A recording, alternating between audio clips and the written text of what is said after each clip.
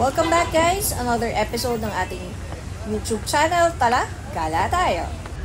Okay, simulan natin ang pag-akyat dito sa may Lourdes Grotto. Ang tagal ko nang huling umakyat dito.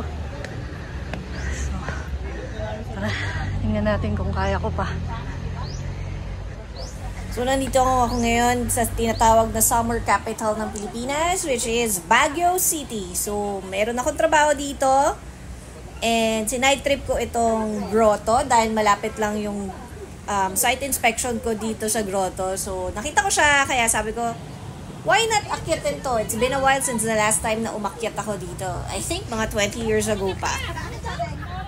So, sa pang ilang beses ko nang akyat dito until now, hindi pa rin ako convinced kung ilan yung number of steps na naakyat ko dito. Kasi, base dun sa internet, meron siyang 252 steps. Pero nung binilang ko siya, nasa 249 steps lang siya. So, I don't know kung ako ba yung tama o sa internet. And it depends kung paano sila nagbilang. Kung sinama ba nila yung riser or hindi. Or even yung landing, diba? So, I don't know. Siguro yung nakagawa nito, siya lang ang makakapag-prove talaga na ito yung number of steps niya. Kunti pa lang inaakyat ko. Hingal na ako. Ayan pa lang naaakyat ko. Ayan pa yung aakyatin ko. Ay, galing ako inspection. Noon lang banda yung inspection ko sa baba. Tapos nakita ko to. So tara, akyat tayo. Ay, nako.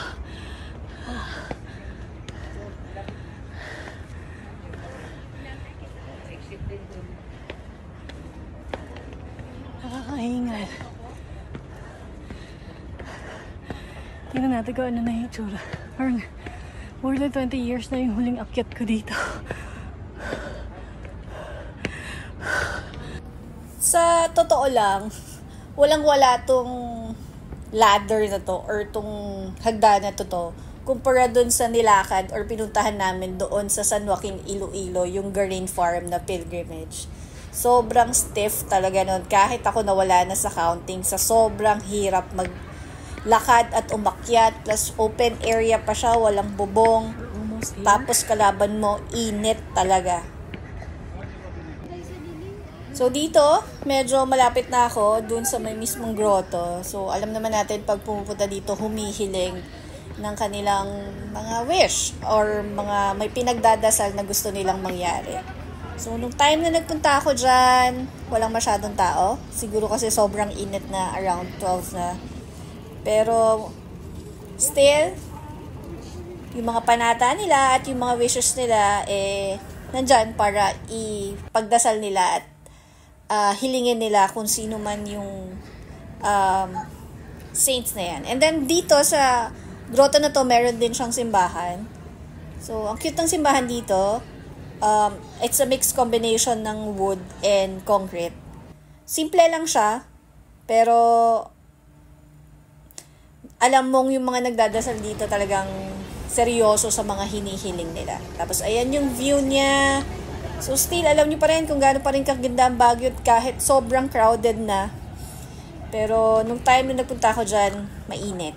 And then, pag pupunta kayo sa kabilang side, ito na yung Mirador Heritage Eco Park. So, itong bagong tourist spot dito sa may Baguio City. Malapit lang siya sa Lourdes Grotto. So, parang in between stairs, sa left side, nandun yung Mirador. So, meron siyang entrance fee na 100 pesos. So, bagong attraction lang to. At, nung time nagpunta ko dito, hindi matao.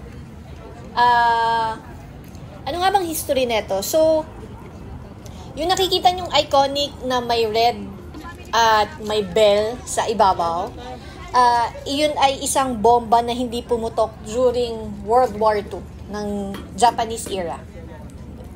So, nilagay nila dyan as a sign of peace para maalala yung war during World War II.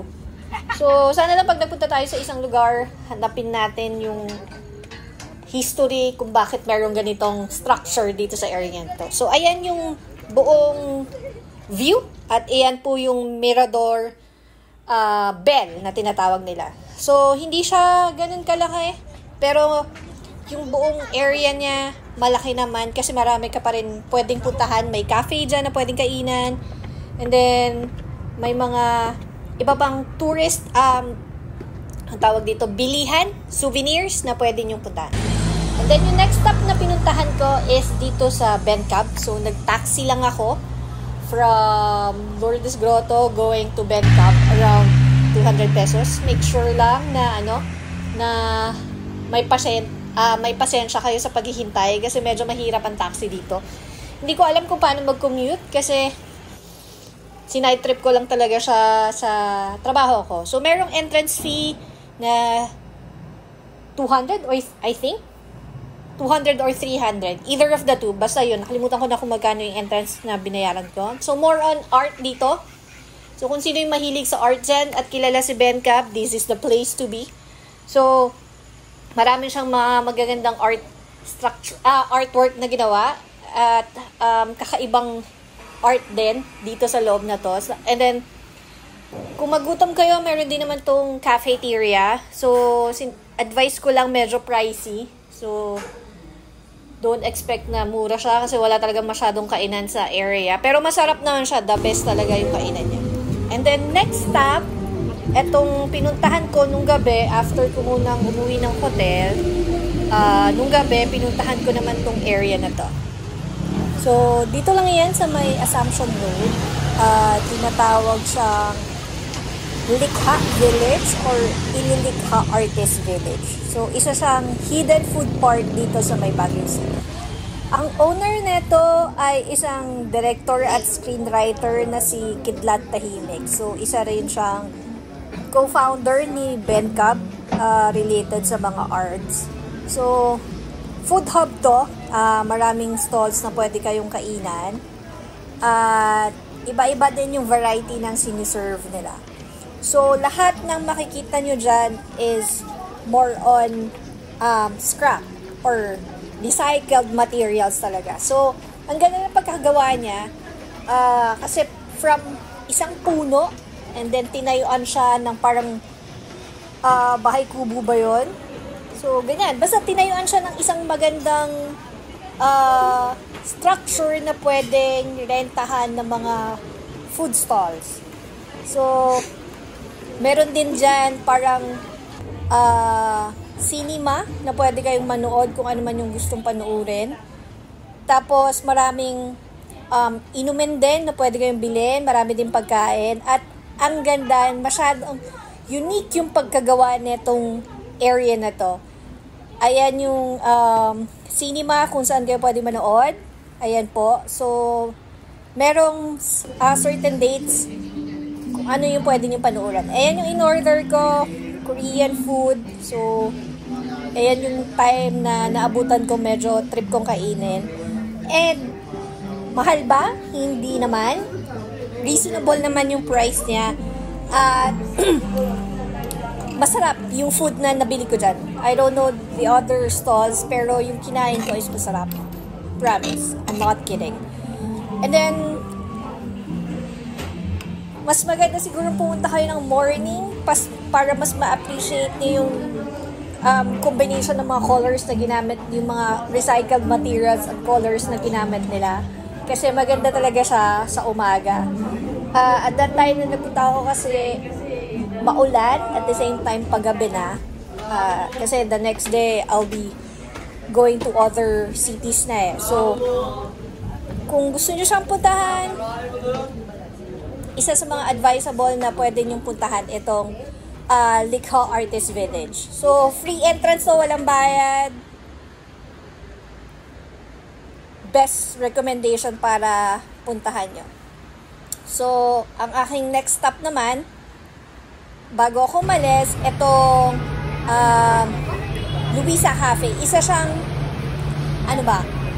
parang karinderya, pero more on ang siniserve is Chinese food. So, ayan yung mga menu. So, yan. Ang in-order ko is mami and then isang chocolate.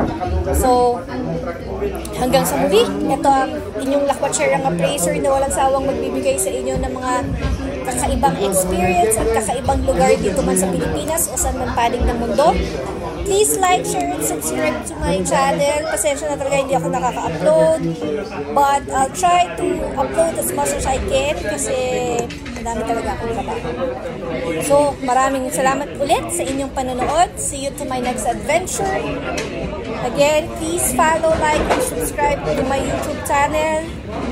Marami pa akong mga i-upload. Talagang hindi ko na i-edit. So, ito ang inyong Lakotsar ng Appraiser. Maraming salamat sa inyong panonood. Paalam!